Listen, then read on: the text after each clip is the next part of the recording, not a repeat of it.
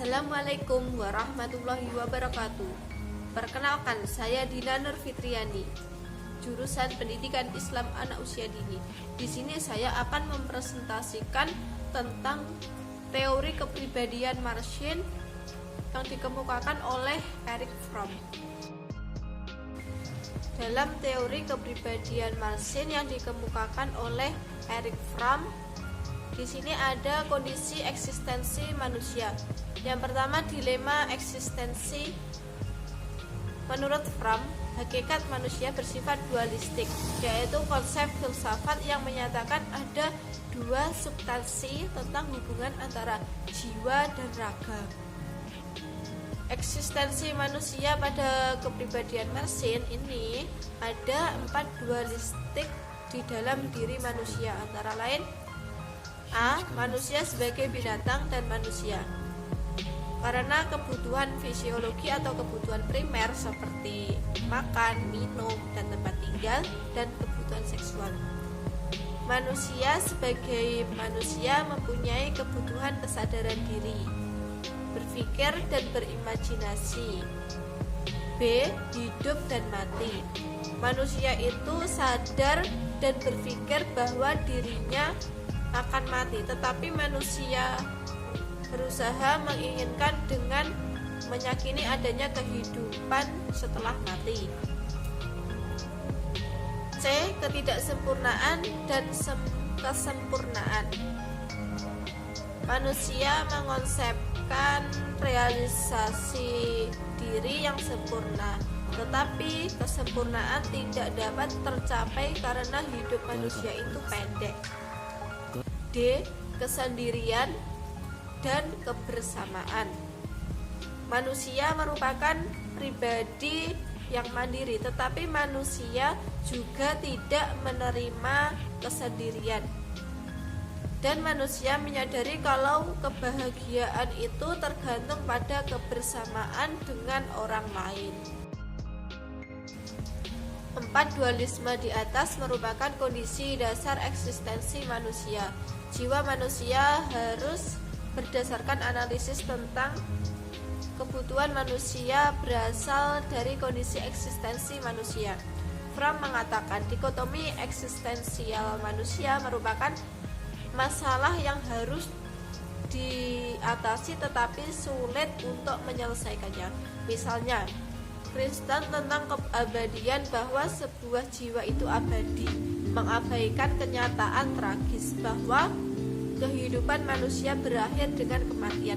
Jadi, jiwa manusia itu akan mati, tidak selalu abadi. Ada 2 cara menghindari dilema eksistensi.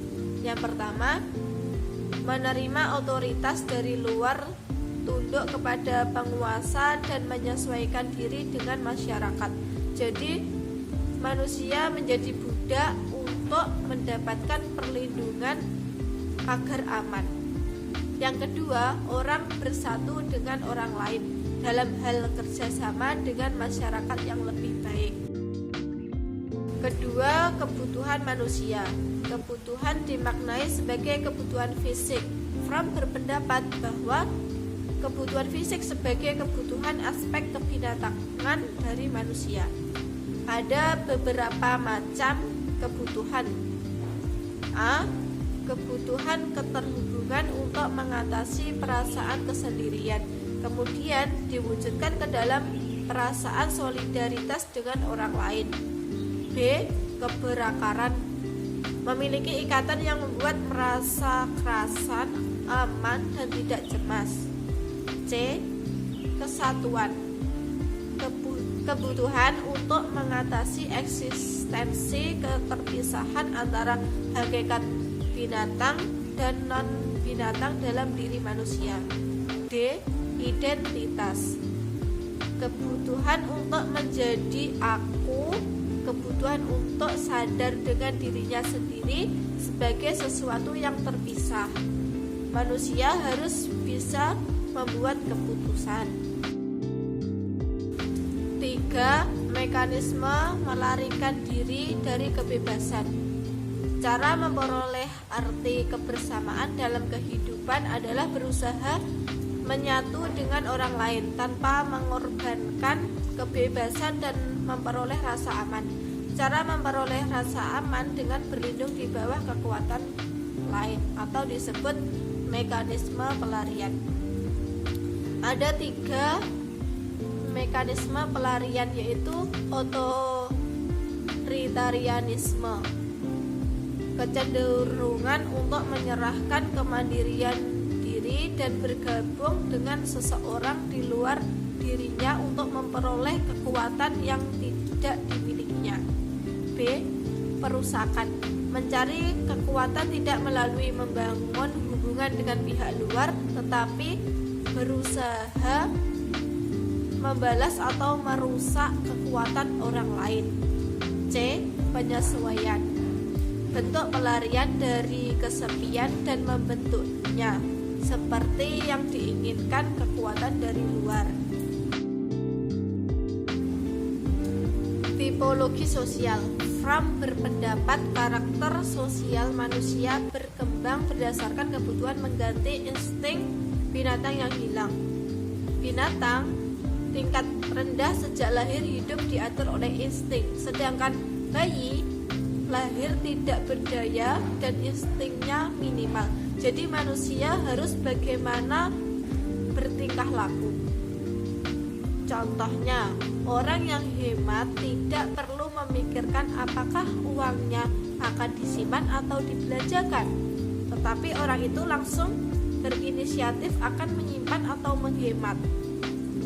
Fromm membedakan 2 karakter sosial dalam pasangan, yaitu productiveness atau hidup berorientasi positif dan non-productiveness, hidup yang berorientasi negatif.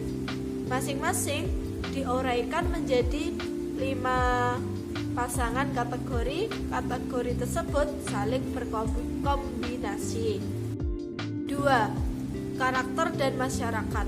Fromm menjelaskan bahwa masyarakat membentuk karakter pribadi melalui orang tua dan pendidik yang membuat anak bersedia bertingkah laku seperti yang dikehendakinya. Contohnya, anak dididik menabung guna mengembangkan modal untuk mengembangkan ekonomi, tetapi masyarakat memaksa dengan cara menuntut untuk bertingkah laku yang bertentangan dengan hakikat manusia. Fromm mengkritik masyarakat modern yang consumer oriented, yang terus-menerus menciptakan kebutuhan manusia harus dipuaskan. Jika jumlah materi yang dimiliki hanya sedikit dan insentifnya juga sedikit, maka orang akan bebas untuk memuaskan dirinya secara lebih kreatif. Aplikasi 1. Sosialisme komunitarian humanistik.